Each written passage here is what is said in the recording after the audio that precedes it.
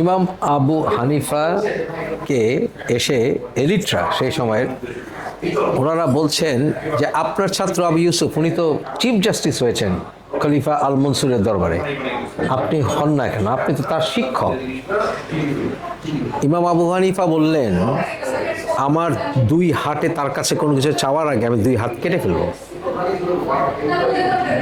এবং উনি কখনো আল মনসুরের দরবারে কিছু চান নাই, এবং তাকে গ্রেফতার করে নিয়ে যাওয়ার পর তাকে বন্দি অবস্থায় বিষ পানে হত্যা করা হয়েছে। কারণ খলিফা আল মনসুরের কাছে উনি মাথা নত করেন নাই।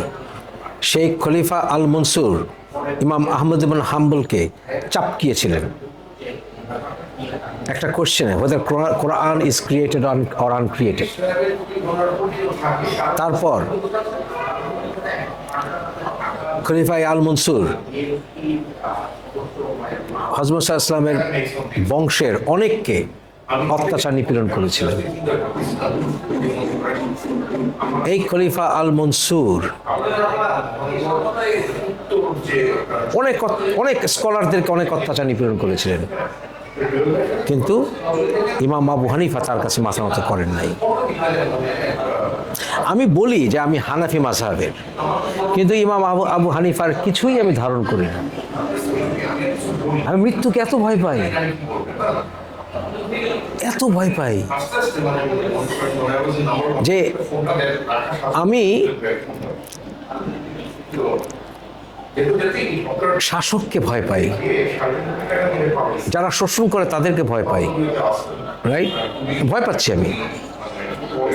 কিন্তু সবাই জেহাদের কথা বলে যে তরোয়ারি জেহাদ, একদম জেহাদ দিয়ে F-16 সঙ্গে ফাইট করবে। কিন্তু সত্য ভাষণে আমি বাংলাদেশে যা বলবো, আর যদি কানাডায় বসে আমি ভিন্ন হয়, আমি অমানুষ, আমি কাওয়ার্ড। হাতের পাশ কানাডাতে যা, বাংলাদেশে তা সত্য, ওইখানে যা সত্য এখানে তাই সত্য। আমি মরে গেলে কি হবে? আমার বংশে আউলিয়ার বংশ, অনেকের দরবার, আজকে শত শত বছর দরবার, রাইট? আমি নিশ্চিত আমি মরে গেলে, আমাকে মেরে ফেললে, মরে গেলে আমার কবরে মানুষ ঠেলে কুল পাবে না। আমি জানি, আমি যখন পাশ দিয়ে যাব, আমি জানি নৌকা থামিয়ে বলবে এখানে মুফাজ্জল ইসলাম শুয়ে আছে। কারণ কি? আমার আব্বার বেলা তা করছে, আমার দাদার বেলা তা করছে, আমার বড় আব্বার বেলা তা করছে, বলবেই, থামবেই। তা আমার সমস্যা কোথায়? যে শিক্ষক সে শুধু তোমাকে ভালোবাসা দিবে, এটা হয় না, এটা হয় না। হযরত ঈসা আলাইহিস সালাম সবাই ভালোবাসা দিয়েছেন, বলছেন লাভ দাই এনিমি, রাইট? কিন্তু তাকে ছেড়ে সবাই ফেলে চলে গেছে, সব সাহাবা। অথচ উনি আল্লাহর হুকুমে মৃতকে জীবন দিয়েছেন, ইচ্ছে তার কি, তারপর তাকে ফেলে চলে গেছে। কিন্তু আমাদের ইতিহাসে, ইসলামিক ইতিহাসে যতটুকু আমরা পাই, বেশিরভাগই হারায় গেছে। যে এক সাহাবা, নামটা মনে আসছে না এই মুহূর্তে, উহুদের যুদ্ধে রাসূলকে ঘেরাও করে আছে সবাই, হ্যাঁ, শত্রুরা ঘেরাও করে আছে।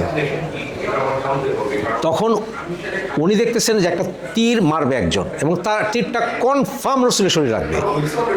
তীরটা উনি অপেক্ষা করে আছেন, তিনটা, মানে উনি একদিকে যুদ্ধ করতেছেন, যে অপেক্ষা করে আছেন কোন মুহূর্তে তীরটা ছুড়বে সে। রিমেম্বার দিস, দূরে সে একদিকে তলোয়ার, একদিকে তীরটা কখন ছুড়বে। তীরটা যখন ছুটছে, সেকেন্ডের ভিতরে সে হাত দিছে, এখানে তার আঙুল হাত ছিঁড়ে গেছে, যাতে রাসূলের শরীরে না লাগে, রাইট? কথা হচ্ছে সমস্ত সাহাবারা এই হাত দেখে চুমা দিত। This is called dedication.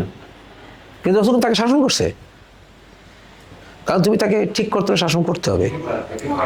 তো বাংলাদেশের মানুষদেরকে জাগাইতে হলে কি করতে হবে? শাসন করতে হবে। আদমরাদের ঘা মেরে তুই বাঁচা, হ্যাঁ, ঠিক না? তো শাসন করতে হবে না? তো এই জাতি তো মরে গেছে, এই জাতি জাগাইতে হলে ইমাম মাহাদির গল্প করে। This is not the way, this is not the way.